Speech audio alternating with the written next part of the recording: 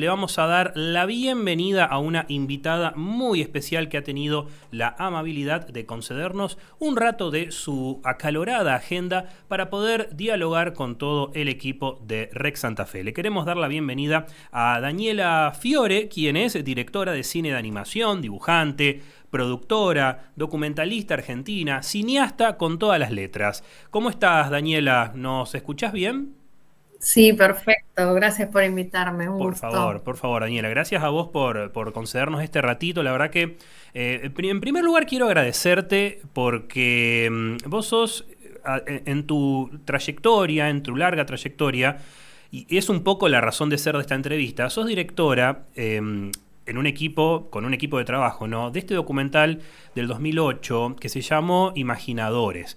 En principio, estoy como cumpliendo un sueño de poder dialogar con vos, porque fue un documental que me marcó en mis etapas como estudiante, allá por el 2008, 2009, 2009 digo porque cuando yo lo veo por primera vez, de hecho sí, mira, lo tengo acá en DVD. Esto ya es Qué una gracia. reliquia prácticamente.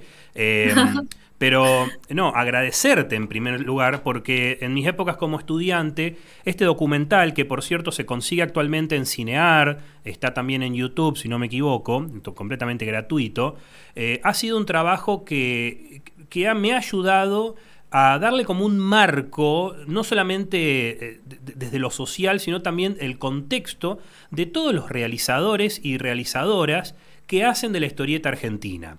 Y en este contexto donde una serie de Netflix, la primera vez que se adapta, que se logra adaptar, entre comillas, con éxito, el Eternauta, que es una obra seguramente fundamental y fundacional de la historieta argentina, celebramos que se esté hablando activamente de la historieta argentina, de la producción, de los hacedores, de qué se esconde detrás de estos artistas. Y por eso, bueno, encantado de poder charlar con vos, que has tenido esta posibilidad de dirigir y de trabajar en el detrás de escena de este documental, de esta cocina, y bueno, la verdad que es un lujo poder dialogar con vos. Me imagino que tendrás un montón de historias al respecto. Pero quiero empezar este pequeño diálogo que tenemos preguntándote, desde tu experiencia, de lo que vos recuerdes, ¿qué impacto han tenido las historietas, específicamente las historietas argentinas, en tu desarrollo como directora de cine, pero directora de cine animado, además? Bueno, a mí desde chica me gustan las historietas, leí historietas, no tanto como me hubiera gustado, Ujú. leí mucho de grande también. Bueno, mi pareja es historietista, así que me inculcó mucha historieta también. Así que obviamente ya la historieta me impactó como el deseo de dibujar, o sea, arranqué a dibujar los personajes de historieta que leía por mi cuenta y después, bueno, empecé a estudiar dibujo y de ahí me dediqué a la animación. Bueno, después estudié cine en paralelo. Pero bueno, sí, uno arranca por lo que ve y lo que mama de cuando sos chico, así que arranqué con Paturucito, después, Claro. bueno, leí Altuna, el Eternauta lo leí más de grande, Ujú. eh, pero bueno, Seijas, un montón de autores que me marcaron, ya sea en el dibujo como en lo que me gusta de la historieta también. ¿Sentías como una especie de necesidad de, a ver, leo esta historieta y me afectó de tal manera que me gustaría verla animada, verla en movimiento? ¿O cómo estimulaba tu imaginación esas lecturas? Sí, yo, no sé, de chica Ujú, hacía una boludez, tenía un cuaderno con donde escribía ujú. reseñas de lo que me parecían las cosas, y después sí, quería verlos animados, los personajes. Y cuando empecé con animación, nada, empecé, bueno, y cuando conocí a los dibujantes en el documental, dijimos, bueno, vamos a ver si podemos animar un cachito de esto que tanto queremos y bueno, me dijeron que sí y pudimos cumplir el sueño de animar unos segunditos de cada personaje. Lo cual no es menor, y contale si querés a la audiencia, esto es una de las características para mí más lindas del documental, además de los testimonios, el hecho de que el documental contiene interludios animados que adaptan a los personajes, las creaciones más entrañables de los autores que aparecen en el documental. ¿Cómo fue ese trabajo que me imagino que habrá sido, bueno, animaron al Eternauta, entre otros personajes? Sí, a ver, fue hermoso porque primero conocer a los dibujantes fue un honor para todos y todas las que pudimos ir a las entrevistas y después que ellos digan emocionados que sí querían ver a sus personajes animados, fue un honor para nosotros, la verdad que increíble. Y después, bueno, el hecho de hacer animación lleva muchísimo trabajo. Tuve la ayuda de un grupo de amigos y compañeros de equipo que trabajaron dibujando y también les gustan las historietas, así que lo hacían con placer en poder ver a sus personajes animados que leyeron de chicos. Así que sí, fue un trabajo duro, pero estuvo buenísimo. Y lo que dijimos es eso, es como eran todas entrevistas más bien estáticas, con cámara fija, era una manera de adornar visualmente el documental y mostrar los personajes que cada historietista hizo animado. Claro, vos sabés que cuando veo este tipo de animaciones me remito inmediatamente al mismo quehacer cinematográfico que pienso en el storyboard, por ejemplo. Toda película tiene un storyboard y es como muy irónico pensar en la cocina de una película previo al estado de montaje en formato historieta, ¿no? Entonces como que es algo prácticamente natural. Y qué bueno poder trabajar, como decías, con un equipo de personas que han leído, que también se han cultivado, que han crecido con estos personajes. ¿Te acordás más o menos cómo era el contexto de producción de esta película en el país año 2008? Seguramente esto lo empezaron a trabajar un tiempo antes. ¿Cómo fue la cocina de este proyecto? Mira, el proyecto empezó como un corto. En realidad, bueno, Julio, mi pareja, aparte de ser historietista, pinta cuadros, animador, y justo lo habían convocado para exponer cuadros relacionados a la historieta. Entonces, se me ocurrió hacer un video que apoye esa muestra y que se proyecte en la muestra entrevistando a algunos de los historietistas que él homenajeaba en sus pinturas. Y empezamos así, como un corto chiquitito, con no sé cuántos entrevistados hicimos en el primer momento, ponele que 6, 7, hicimos un corto de 15 minutos. No recuerdo si llegamos a animar algo para la muestra, pero bueno, ya el hecho de empezar a entrevistar y ver toda la información que teníamos ahí al alcance de nuestra mano y que los historietistas se copaban todos y nosotros también nos emocionábamos y queríamos más, queríamos más, queríamos más. Y bueno, y ahí surgió la idea de hacer el largometraje documental, que hicimos la presentación ante el Inca, para que quede como un documental y que se pueda estrenar en salas. Bueno, nos aceptaron, pero en paralelo íbamos trabajando. No nos aceptaron el hecho de que tenga animación, o sea, no es... así que fue mucho a pulmón, porque claro, los presupuestos son otros para documental que para documental ficcionado. Nos tuvimos que arreglar con la opción del documental solo, pero igual quisimos hacerlo con todo lo que podíamos en ese momento, así que fue muy a pulmón. Y nada, lo trabajamos de esa manera, o sea, como algo que queríamos hacer todo el equipo, o sea, con ganas y con un equipo que la verdad es que fueron amigos, compañeros de trabajo. Por ahí yo estaba trabajando en un estudio en ese momento, o sea, todo en paralelo, tanto claro, yo como el resto del equipo trabajábamos en animación, no me acuerdo si en ese momento estábamos haciendo Paturucito. Mira. Y bueno, nada, en los ratos libres nos poníamos a dibujar, a editar, tiene mucho trabajo de composición de imagen con las historietas, que eso llevó un montón de tiempo también porque está durante todo el largometraje. Así que fue mucho trabajo de todo, de edición, mucho más, eran 29 horas Extenso. de entrevistas. Claro, y justo sobre las entrevistas te iba a preguntar, ¿cómo, o sea, ustedes me imagino que habían elaborado previo a las entrevistas una suerte de línea teórica o línea conceptual, un cuestionario, y se habrán encontrado con estos verdaderos cuentistas, porque son personas que se han dedicado históricamente a la narración. ¿Y cuáles fueron tus primeras sensaciones cuando, por ejemplo, dialogaste con Fontana Rosa, con Altuna, con Solano López? O sea que esos son próceres de la historieta nacional.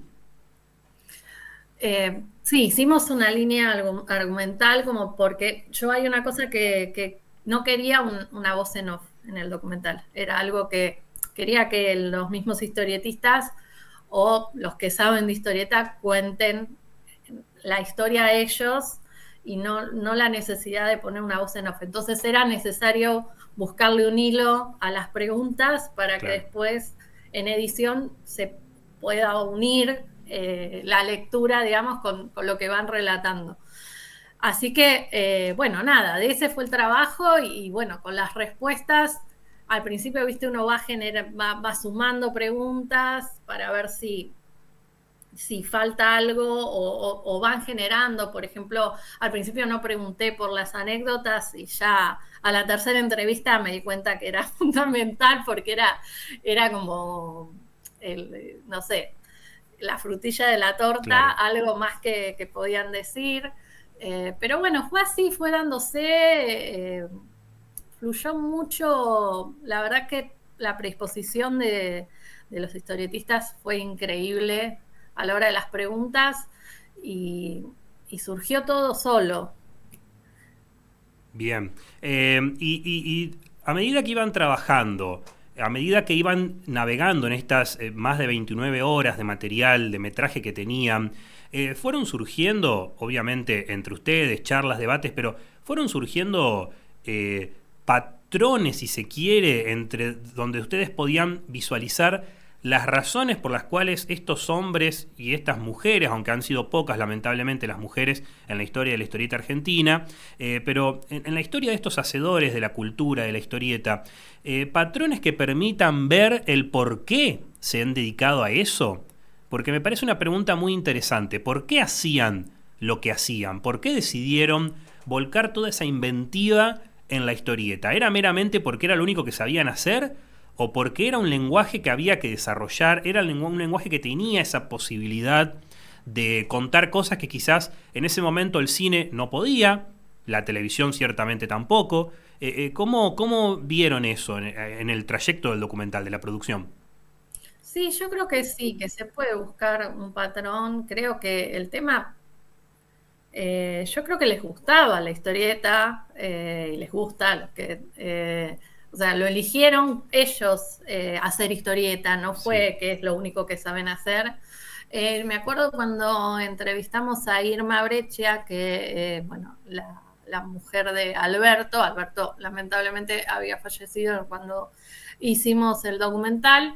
Ella nos decía que en el caso de él lo vio también como una necesidad, como él necesitaba para trabajar, para ganar plata, también hacer historieta, más allá de que le encantaba. Claro.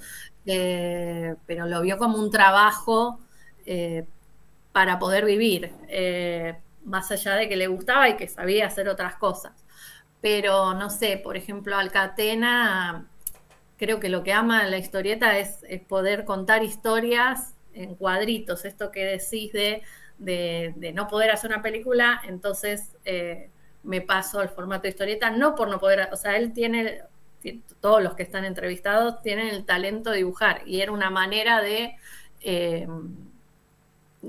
mostrar o de contar un relato, una historia a través del dibujo. Claro. Y creo que fue una elección o sea, es una opinión mía por lo que fui entrevistando, pero creo que a todas las personas que entrevisté eligen hacer historieta, o eligieron hacer historieta, porque les gustó la herramienta para contar sus historias. Claro.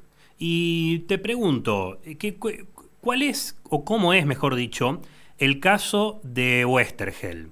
Que ahora se está reivindicando mucho su pluma, su escritura, bienvenido sea, con esto de la serie de El Eternauta de Netflix, pero siento a veces que Westergel entra como en un umbral diferente al resto de los imaginadores, porque era una persona, y esto lo dijo en muchas oportunidades, que ponía el cuerpo delante de sus palabras, o sea, se hacía cargo de lo que escribía, de lo que decía.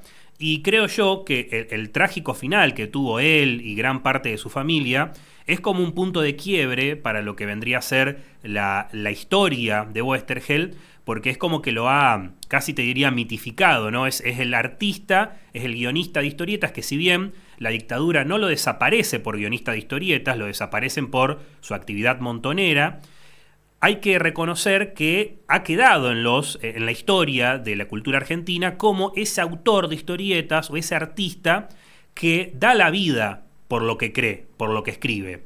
Esto me imagino que habrá sido como una presencia latente durante el desarrollo del documental. Dialogaron con Solano López. Sí, también con Elsa. Elsa nos decía que Oestergel, él quería dedicarse a la historieta porque era la manera de llegar a lo popular. Fue su decisión y era lo que a él le gustaba. Él quería hacer historietas. Y bueno, también cuando hablamos con Solano, él tuvo varias conversaciones con Héctor con respecto a esto de tratar de no tocar lo político en la historieta para Solano tenía miedo también, no tener problemas. Y bueno, ya el desenlace lamentablemente lo sabemos, pero bueno, sí era algo que estaba latente en sus historias y en todos los que los rodeaban. O sea, con Solano hacer el Eternauta 2, Claro. creo que lo hizo desde el exilio, Solano, y bueno, igual lo hizo, pero sí tuvo esas conversaciones con Héctor, eso es lo que nos contó, de nada, de que tenga cuidado. Y bueno, lamentablemente pasó lo que pasó, pero igual creo que Oestergel fue un antes y un después en la historieta para todos y todos los dibujantes que están entrevistados en el documental, o sea, como lo admiran, como cualquier persona que Claro. leyó Oestergel y nada, sienten ese quiebre con sus historias. Claro. Sí, un verdadero visionario, ¿no? Y las palabras imaginación y aventura están muy presentes en la pluma de Westergel, digo, previo a él dedicarse incluso a las historietas, o sea, toda su etapa como escritor, como cuentista, incluso su primera etapa con cuentos para niños, ya tenían un factor de esto de la aventura, ¿no? Que un poco para él, y esto siempre lo rescata Juan Sasturain, ¿no? Esta idea de poner la convicción, el cuerpo delante de las ideas, o sea, hacerse cargo de lo que se cree, de lo que se dice, y eso es aventurar para Westergel. Te pregunto, Tal cual. sí, ¿te acordás más o menos en qué contexto llega el Eternauta en tu vida? Vos me decís que, bueno, hay un respeto inmaculado con Westergel, pero ¿cómo fue ese primer acercamiento al Eternauta, esa primera lectura? ¿Ya lo conocías pero no lo habías leído? ¿Te acordás más o menos? Sí, yo lo conocía de chica, no lo había leído y después lo leí de grande y me partió la cabeza. O sea, nada, imaginarse los espacios, la situación, el trabajo en equipo, los dibujos son increíbles. Eh, sí, o sea, también lo mismo, es como que venís leyendo historias digamos, más pasatistas, y de golpe lees El Eternauta y decís, ¡pof! Te explota el cerebro. Claro, Bueno, eso fue para mí El Eternauta. claro.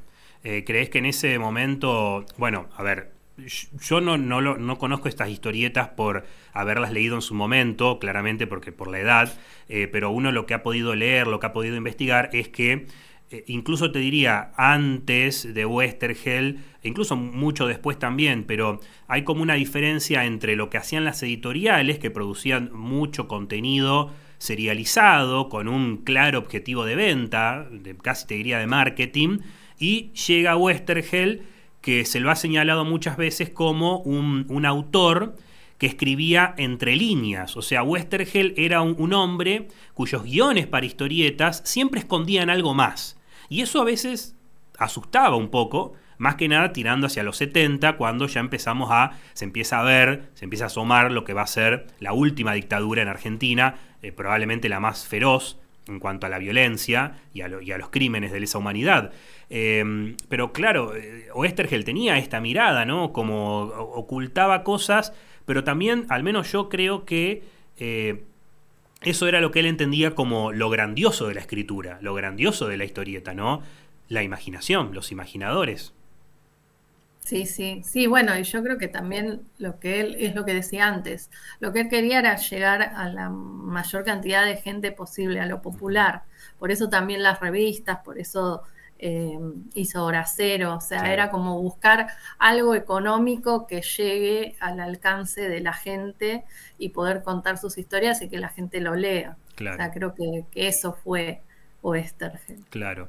Vos sabés que hace poco me enteré, bueno, ha surgido todo tipo de información al respecto de Westergel con esto de la serie, y hace poco me enteré que allá por el 68, incluso antes de que la revista Gente lo citara junto con Breccia para hacer su reversión del Eternauta, que no llegó a buen puerto, Westergel había participado brevemente en lo que fue un intento de adaptar, creo que el primer intento de adaptar el Eternauta al cine, y justamente era en animación.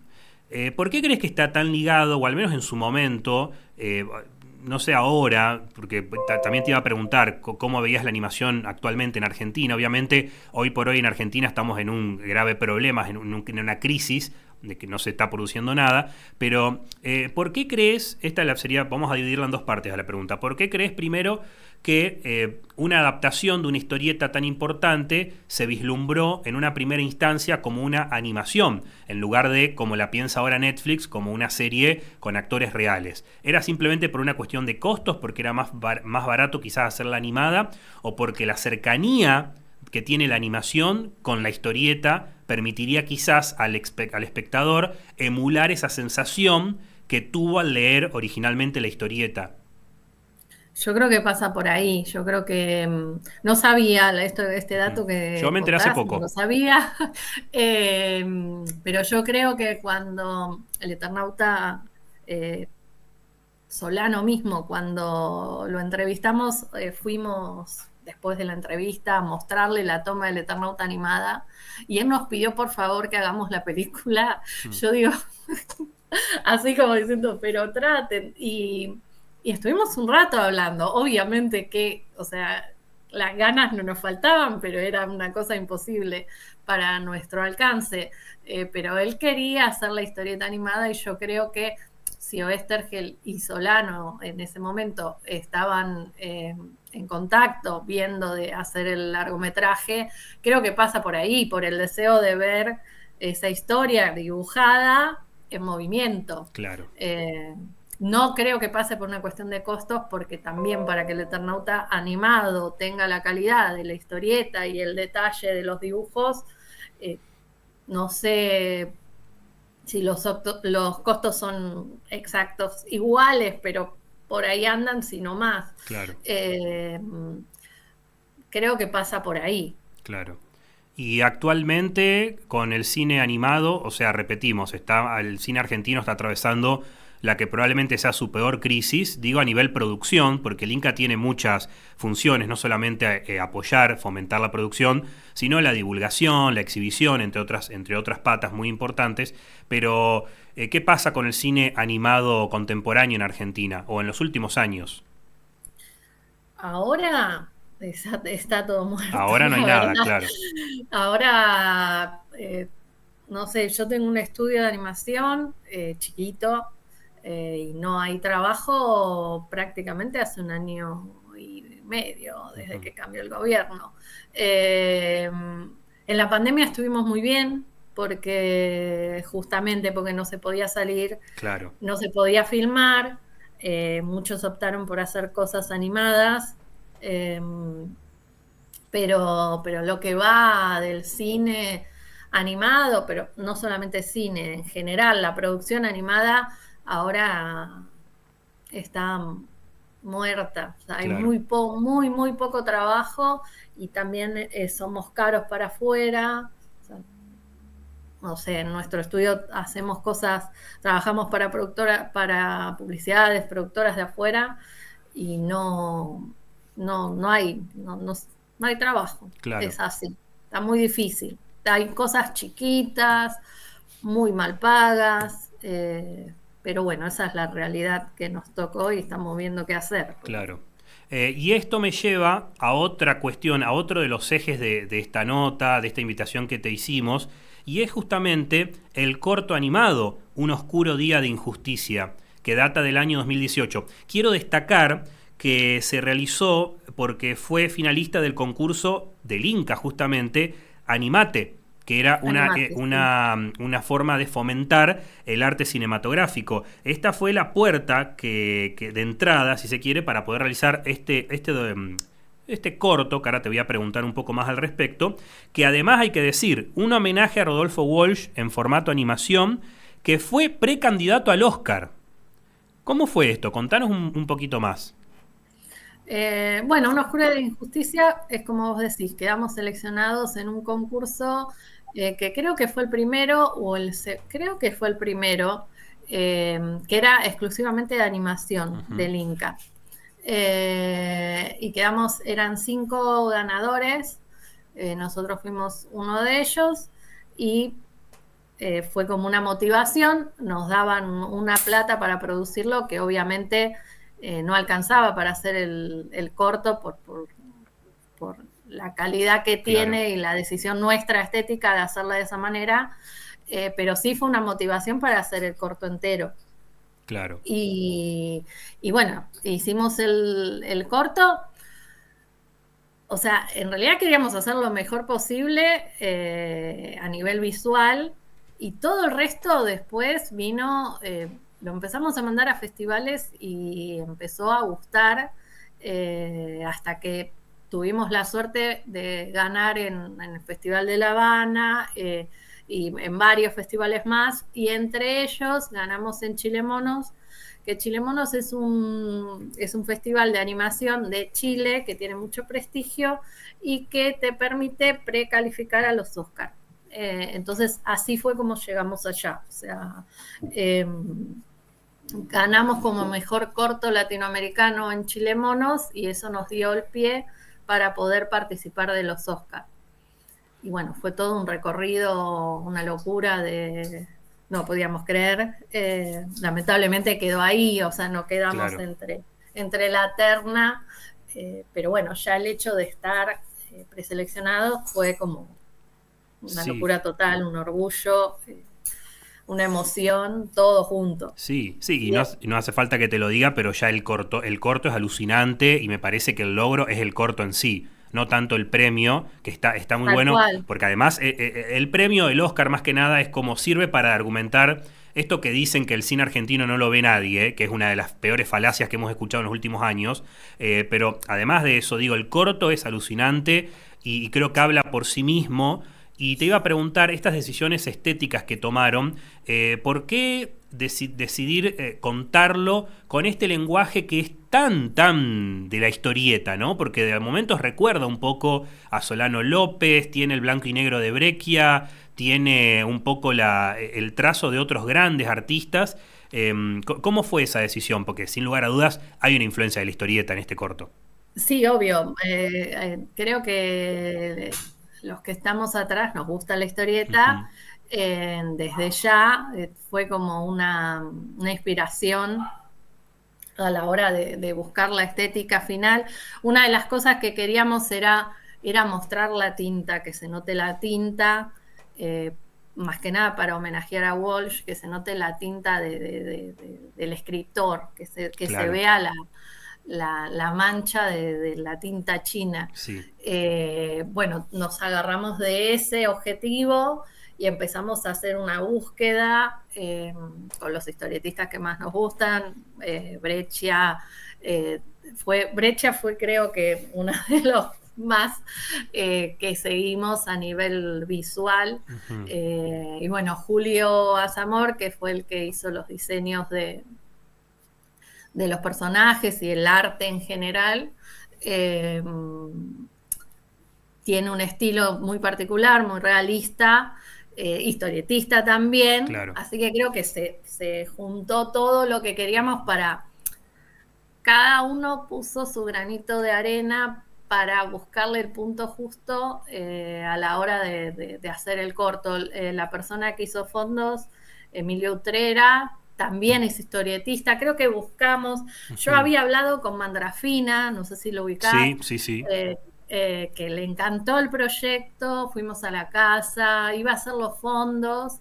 Pero bueno, después se asustó con la cantidad, cuando ajá, empezamos a hablar de claro, animación y gran la cantidad artista de Mandrafina, dibujos y el tiempo que había para hacerlos, y no lo quiso hacer, pero siempre está presente y claro, agradecidos.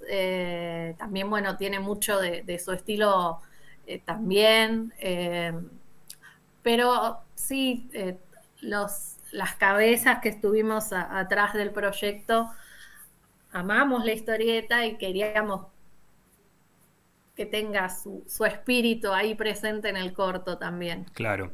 ¿Y por qué Rodolfo Walsh? ¿Por qué reivindicar su figura que tiene ciertos paralelismos, si se quiere, con esta burda comparación, pero con Westergel? Mira, no fue una lección mía, bueno, Ujú, en realidad fue todo muy de casualidad. ajá, A mí me gusta mucho tocar temas sociales, es bien, como que es algo que busco en mis historias, ya sea, eh, ahora estoy haciendo un guión para unas historietas, también voy por lo social, es algo que me interesa y es lo que me hace querer contar. Entonces creo que ese es el punto número uno, o sea, para elegir una historia uno tiene que estar empatizado con lo que está sí, contando. Así que eso es fundamental. Y después, Rodolfo Walsh, más allá de la admiración que uno puede tener o no, eh, el co-guionista, que fue conmigo Julio Zamor, pero ujú, no el dibujante, el padre, se ajá, llaman iguales. bien, Bueno, él es escritor y trabajaba en el Museo del Cine y escribió un relato de una página, una carilla, para la revista del Museo del Cine contando el último día de Rodolfo Walsh. Era una carilla y media, algo cortito, pero muy preciso. Y justo en paralelo surgió el concurso de Animate.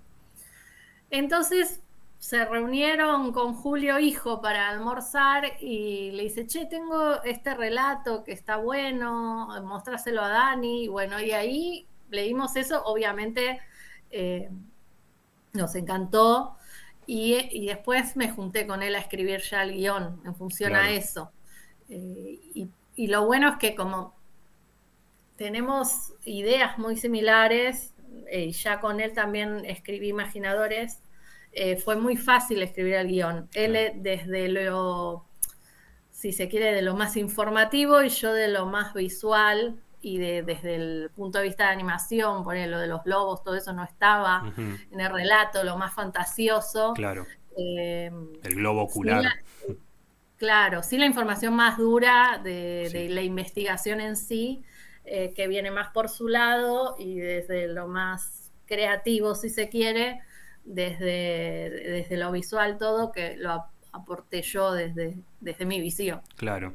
Y, sinceramente quiero celebrar estos espacios que lamentablemente ya no están, como por ejemplo el concurso Animate, porque Mm. son espacios que si bien, al menos con todos los cineastas con los que he podido dialogar, de muchos años que llevo haciendo este trabajo de divulgación, de periodismo, todos concuerdan de que el fomento, la ayuda del Inca, no lo es todo a la hora de producir una película. De hecho, es un mero porcentaje, un pequeño porcentaje. Sin embargo, para muchas producciones es ese puntapié inicial, esa puerta de ingreso, esa puerta ese trampolín que te habilita a poder iniciar o terminar una producción.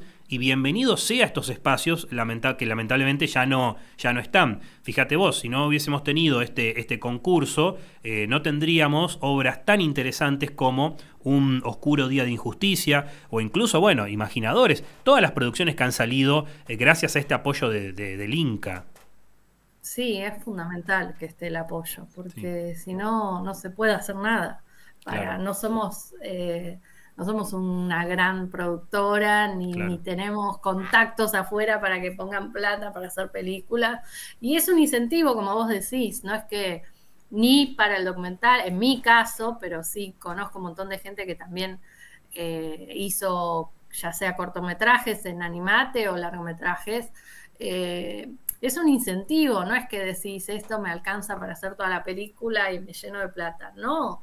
O sea, en mi caso particular, de las dos formas, la tuvimos que remar y tuvimos que trabajar en paralelo para Sí, poder llegar a fin de mes, pero era como, estoy haciendo mi corto, estoy haciendo mi película. claro. Es eso, pero ahora ya no se puede, lamentablemente. Hay unos concursos que se abrieron, que incluso participé, que hace como 4 meses, para desarrollo no hay resolución, o Ujú, sea, no se sabe qué pasó.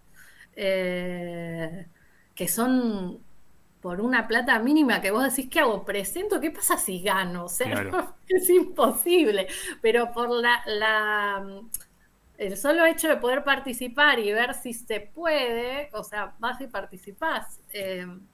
Pero no pasó nada. La verdad que es fundamental que sigan apoyando el cine nacional, Claro. creo, Sí, de todos es lados. una problemática latente. Nosotros la venimos siguiendo muy de cerca, tanto a nivel nacional como a nivel provincial. Acá en Santa Fe no ha salido la ley de cine provincial, una ley que se venía batallando hace muchos años, que se redactada y desarrollada y presentada por cineastas, proyecto de ley.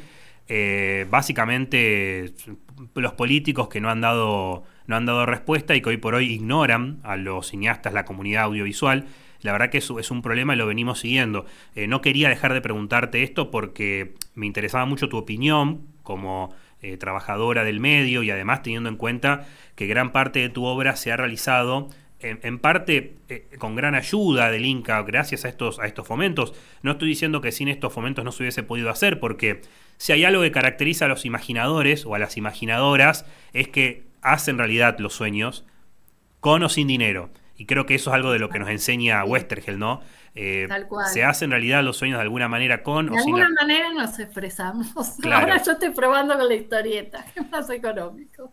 Bien, te iba a preguntar sobre la historieta. Recién dijiste que te interesan mucho los temas sociales respecto a la Ujú. historieta. ¿Por qué crees que la historieta o el cómic, como se lo llama hoy por hoy, en su momento en Argentina era la historieta, es tan óptima o tan ventajosa para retratar ciertas problemáticas? ¿Por qué? ¿Cómo lo ves? ¿Cómo lo trabajás? ¿Desde vos sos guionista o estás abocada al dibujo también? No, yo ahora por ahora solo al guión. Ajá. Igual son historias muy independientes Ujú, que hago. Bueno, tengo la suerte que mi pareja es dibujante también claro. y historietista, que de hecho ahora el sábado hizo el fanzine Capsole, que está en el documental, y el sábado hay un homenaje por los 30 años del fanzine. Ah, muy bien. Eh, Me interesa hacerle la entrevista también. bueno, Le voy a después pedir te después el paso dato. contacto. Y a Julio Eh, Azamor también lo tengo ahí en lista. Por si lo bueno, llegás a ese, ver, así que decirle que le va a llegar un mensaje dentro de poco. ahora después le aviso. Y bueno, nada, o sea, tengo al alcance, ya me fui de la pregunta, tengo al alcance la posibilidad de hacerlo sin tener... Lo bueno de la historieta es que vos podés contar una historia si tenés a alguien que dibuje y hacerlo en el momento, sin necesidad de armar un equipo muy grande, porque uno Ujú, cuando a ver, yo ya estoy en una edad que de más joven, en la época de imaginadores, eh, Sí, vivía con mis viejos, o sea, iba y, o sea, si no me alcanzaba la plata, de alguna manera por lo menos podía dormir. Ahora ya tengo una Claro, familia y hay que buscarse la forma de ganar la plata para llegar a fin de mes y también hacer lo que a cada una le gusta. O sea, entonces, ¿cómo contás? Y bueno, es la manera más fácil, porque ahora ponerse a hacer un corto, si bien me encantaría, de sí, hecho estamos haciendo un corto completamente a pulmón, pero vamos a tortuga mal, claro. porque nada, se hace lo que se puede, pero es 100% a pulmón.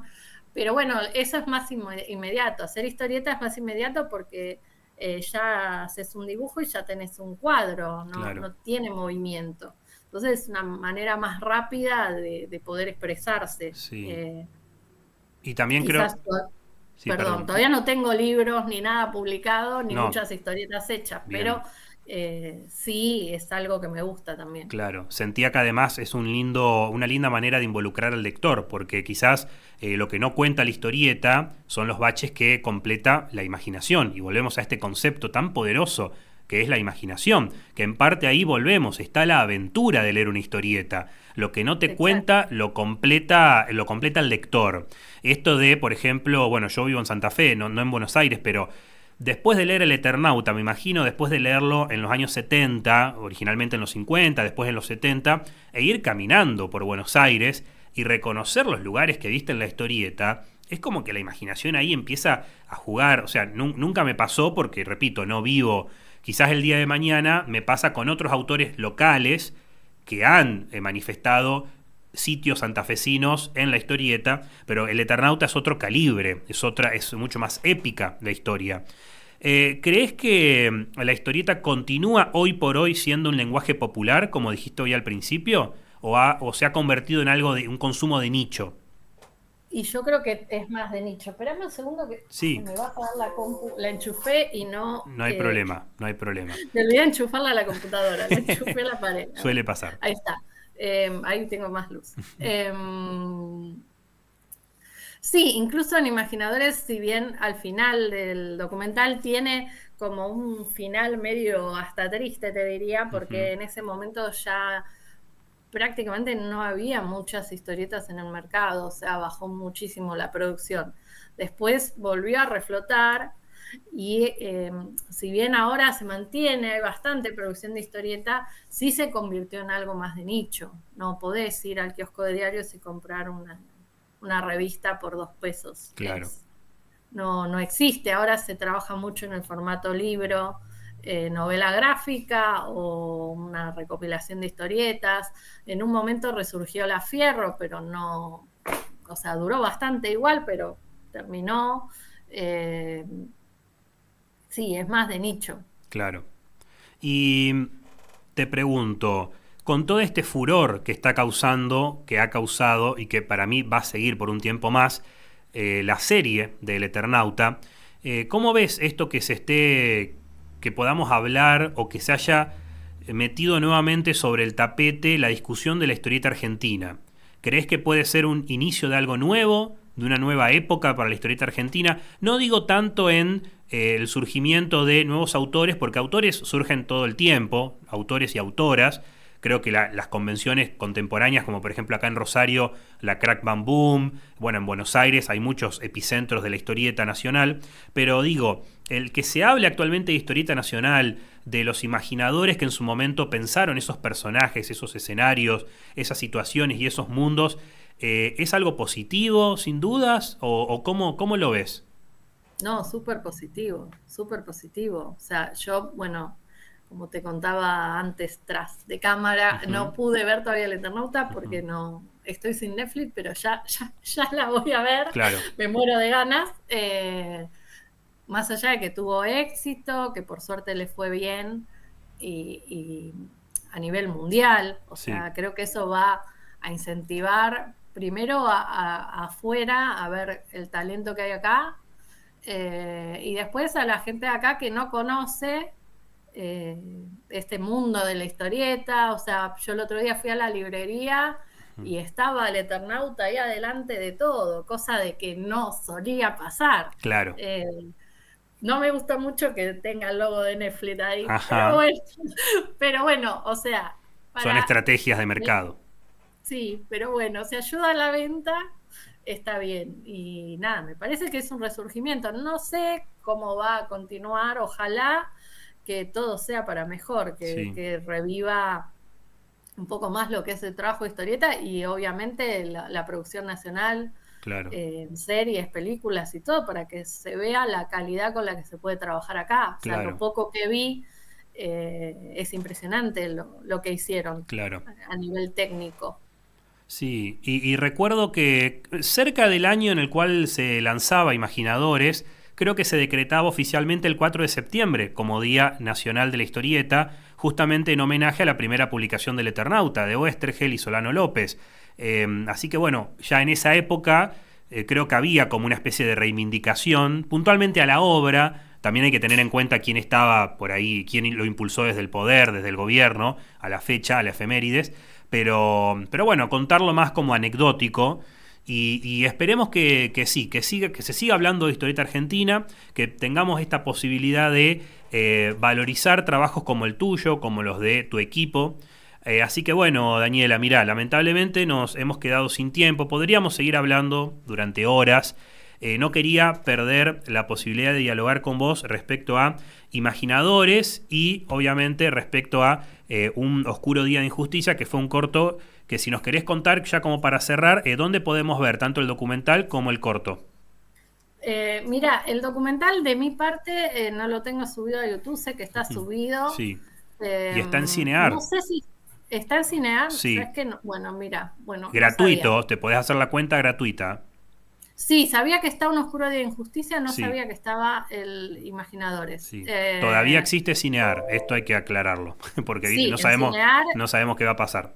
por eso, pues entonces sí está genial. Entonces sí, tanto el corto como Imaginadores estarían en Cinear. Eh, Estamos viendo de subir también a YouTube el corto, pero todavía no lo subimos. Bien. Y nada, por ahora en esos lados. Bueno, Daniela, muchísimas gracias. La verdad que no te quiero robar más tiempo, aunque me quedaría hablando toda la tarde. Lamentablemente, viste, como siempre se dice, en radio los tiempos son tiranos. Nosotros estamos haciendo radio, televisión acá. Así que agradecerte nuevamente, decirte que de parte de todo el equipo de Rex Santa Fe, muchísimas gracias y que obviamente las puertas están abiertas para más adelante. A mí me interesa mucho la historieta que trabaja temas sociales. Me interesa mucho el periodismo contado desde historietas, eso es algo, una temática que tengo pendiente abordar.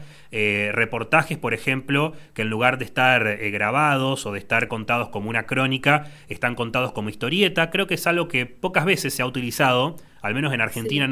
no le he visto mucho. Así que bueno, desde ya las puertas están abiertas para cuando presentes tus historietas o cuando haya algún otro proyecto ahí.